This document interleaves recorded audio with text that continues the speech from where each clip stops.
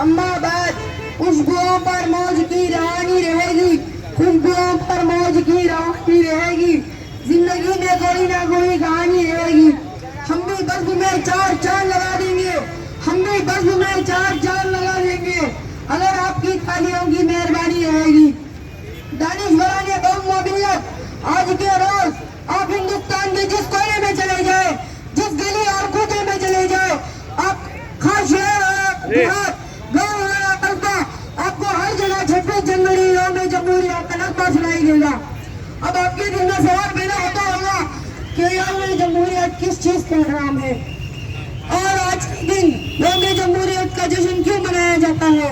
मोहतरम सामीईन, 1947 ईस्वी को हमारा मुल्क हिंदुस्तान आजाद हुआ और आज के दिन यानी 26 जनवरी 1950 ईस्वी के हमारे मुल्क के लिए नया कानून नाफिज किया गया।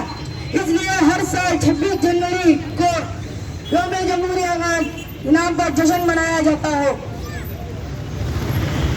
और आज के दिन यौम जमहूरियत के नाम पर जश्न, यौम जमहूरियत का मतलब ये है कि इस मुल्क के हर बाशिंदे को बुनियादी हुकूक दिया गया है। हिंदू हो या मुस्लिम, सिख हो या ईसाई, सबके लिए एक ही कानून है। हर शख्स को अपने धर्म, मजहब और रस्म रिवाज के मुताबिक जिंदगी गुजरने की मुकम्मल आजादी है। इस मुल्क में रहने, सहने और खाने पीने की मुकम्मल आजादी है। इस मुल्क के हर बाशिंदों को हर चीज में बराबरी और बराबरी का हक है।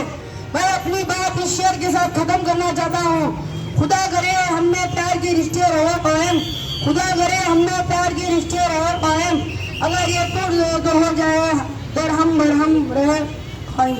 अस्सलामु अलैकुम।